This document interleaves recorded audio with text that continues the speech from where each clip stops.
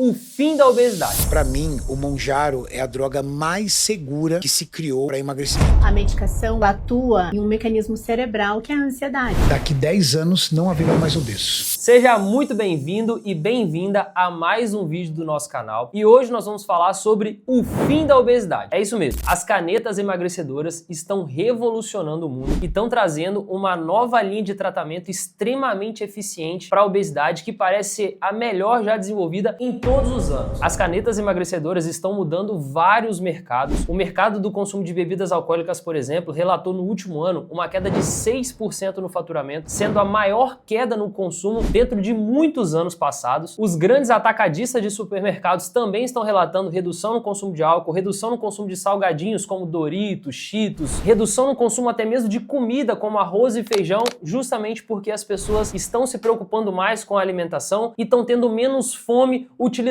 essas canetas emagrecedoras. Para você ter dimensão do impacto disso, até as companhias aéreas americanas estimam lucrar mais de 3 bilhões em 2026 devido à redução média no peso dos seus clientes. Consequentemente, os clientes estão mais leves, vai gastar menos combustível, é mais dinheiro no bolso das companhias aéreas. E na minha opinião, até a indústria farmacêutica vai mudar muito pelos próximos 5, 10 anos, porque a obesidade é talvez a principal doença que alimenta a indústria farmacêutica, agravando diabetes mellitus tipo 2, hipertensão arterial, hipercolesterolemia e aumentando o risco para o desenvolvimento de diversos cânceres. Estima-se aí que a obesidade impacte em cerca de 20 a 30% do faturamento da indústria farmacêutica. Só que nos próximos anos, principalmente devido à evolução das canetas emagrecedoras, esses problemas de saúde vão reduzir drasticamente. Consequentemente, a indústria farmacêutica vai ter que se adaptar porque vai passar a vender muito menos essas classes de medicamentos. E olha que a gente está falando do início da relação da população mundial com as canetas emagrecedoras. As pessoas estão começando a ter dimensão e acesso a isso agora, principalmente nos últimos 2 anos. E num curto período de tempo já teve um impacto tão grande em diversas indústrias, quem dirá daqui 5, 10 anos. Eu acredito sinceramente que pelos próximos 8, 10 anos, dificilmente a gente vai ver uma pessoa com excesso de peso obesa na rua. Justamente porque acredito que a medicação vai ser democratizada e até mesmo pessoas de baixa renda vão conseguir ter acesso. Nesse vídeo de hoje você vai aprender como utilizar essas canetas, quais são as doses, como que funciona a evolução das doses, quem não deve de forma nenhuma utilizar a medicação e principalmente como adaptar o nosso estilo de vida para junto com a medicação desempenhar ali um grande resultado tanto na sua saúde quanto na sua estética. Antes da gente continuar, já se inscreve no canal, basta clicar em inscreva-se aqui abaixo, o botãozinho preto é muito fácil e lembra de ativar o sininho porque toda semana tem vídeo aqui de alta relevância para você e para sua saúde. Os 2 medicamentos mais famosos que temos hoje para tratamento da obesidade é, primeiro, o Mounjaro e segundo, Ozempic ou também o Wegovy, que é basicamente a mesma coisa. O Mounjaro, o princípio ativo é a tirzepatida, já o Ozempic, o princípio ativo é a semaglutida. O Mounjaro ou tirzepatida basicamente age em 2 frentes, ajudando a gente principalmente a ter mais saciedade. Ele imita um hormônio chamado GLP-1 e um hormônio chamado GIP, que são produzidos no nosso intestino, liberados na corrente sanguínea assim que a gente começa a se alimentar e vão com destino principalmente ao nosso pâncreas e ao nosso cérebro. O objetivo principal dessa medicação é reduzir os níveis de glicose na corrente sanguínea e sinalizar para a saciedade, para a gente parar de comer. E ele funciona muito bem para isso. Inclusive o Mounjaro, a tirzepatida, no início foi desenvolvida para tratar o diabetes mellitus tipo 2. Só que os pesquisadores perceberam que um efeito colateral, além de ajudar no tratamento do diabetes mellitus tipo 2, da resistência à insulina, tinha como efeito colateral perda considerável de peso, que pode chegar de 20 a 25% em média. Isso significa que uma pessoa de 100 quilos pode perder aí cerca de 20 a 25 quilos por conta da medicação e passar a pesar 80, 75 quilos e algumas pessoas conseguem pesar ainda menos. Já o Ozempic ou o Wegovy,